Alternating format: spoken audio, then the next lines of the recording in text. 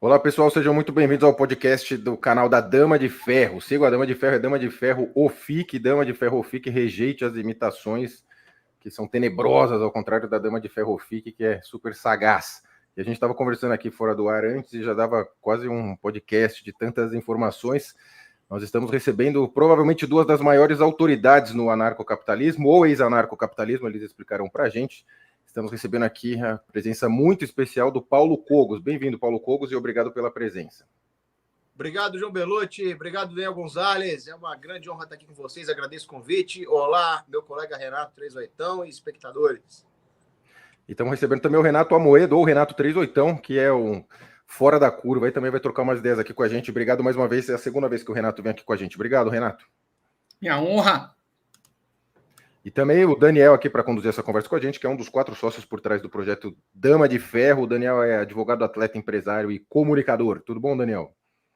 Tudo bem, João? Satisfação estar aqui com você, com essas duas feras, Paulo Cogos, meu amigo João Gadata, Renato, meu amigo também, você. Vamos em frente. Vamos em frente. Mandem aqui suas perguntas no chat também. Procurem mandar superchats, né? Dá uma força para a gente, vai. Não deixa de assinar Netflix, Globoplay, manda um superchat para nós que ajuda bastante.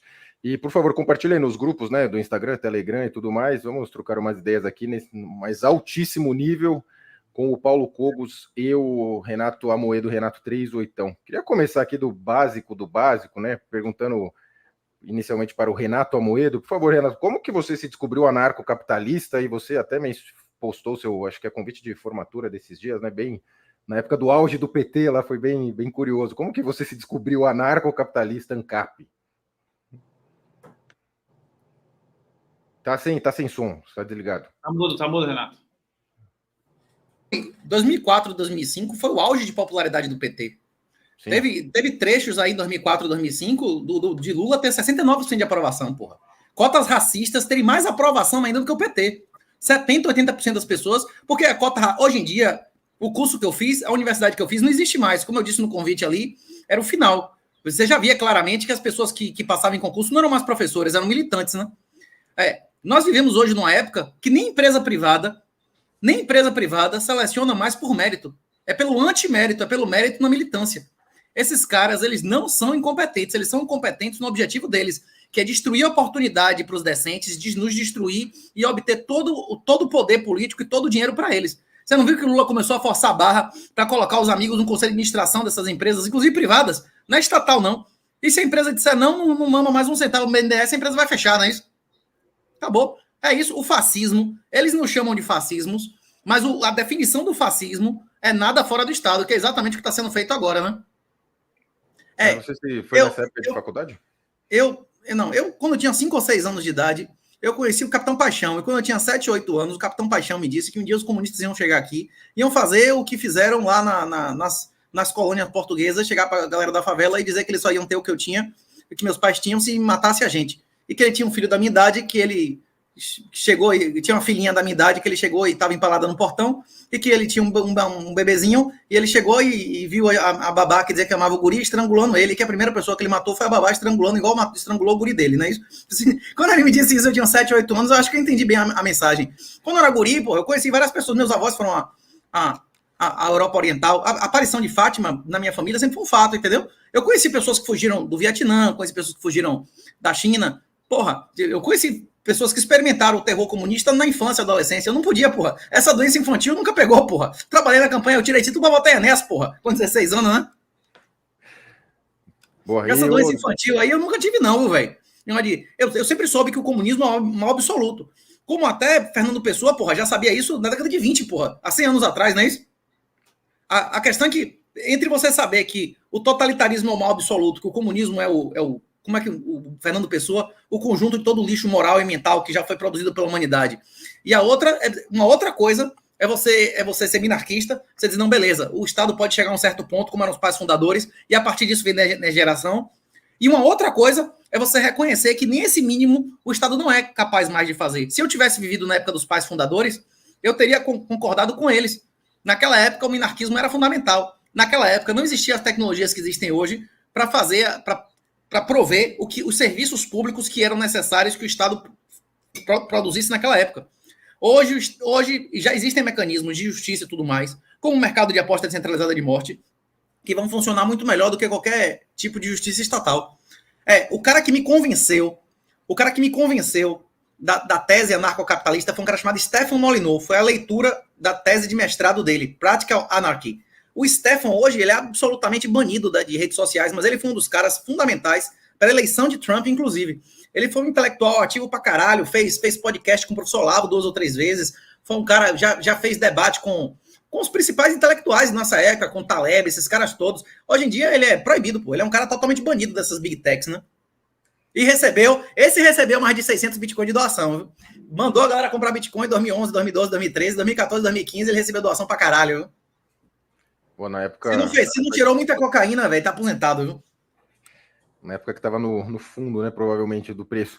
Ô, Cogos, deixa eu te perguntar uma coisa. Como você se descobriu anarcocapitalista? E também o pessoal está falando que você não é mais anarcocapitalista e citaram um termo aqui que você seria, que é ontarquia, é isso? Explica aí pra gente, Cogos, por favor. Não, isso aí eu só mudei o nome.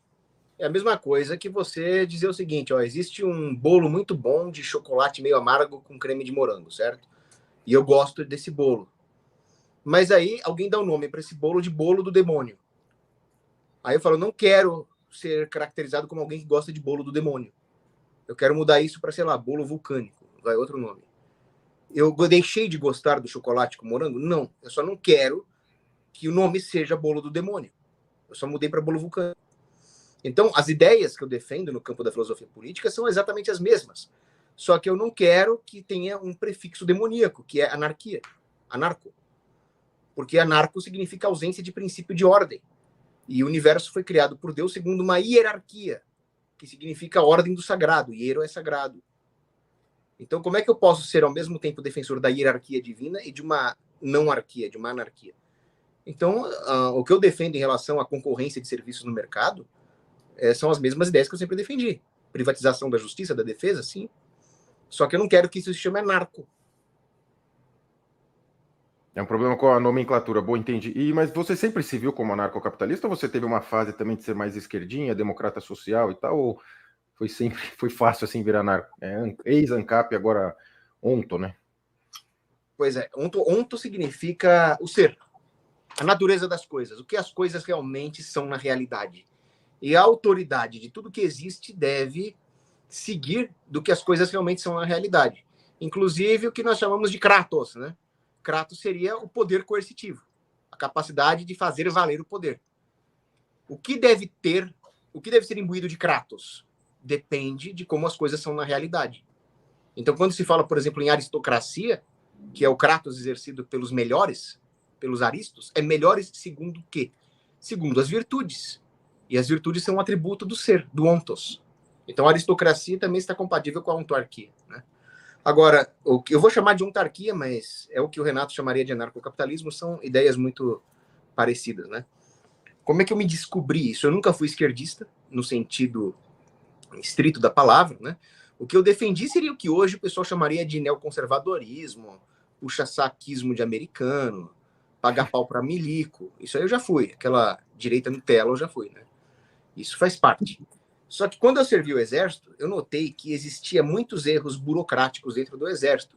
O Exército ele acabou se descaracterizando como uma instituição de sacrifício e honra pelo povo e se tornou um estamento burocrático, inclusive com uma divisão interna muito grande, que é a divisão entre oficiais e praças. Os praças até têm um certo patriotismo, mas como eles mesmo não alcançam assim o topo da burocracia, os oficiais defendem outras coisas que não as motivações pátrias que podem arder no coração de um soldado, né? Os oficiais acabam se comportando como burocratas mesmo, como funças. E eu notei isso no Exército. E eu pensei, é natural que isso aconteça porque o Exército é um monopólio.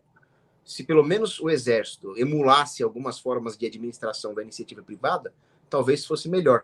Então ainda era um erro que eu cometia, porque eu estava pensando que era um problema de competência. Mas o problema não é de competência, o problema é de incentivo.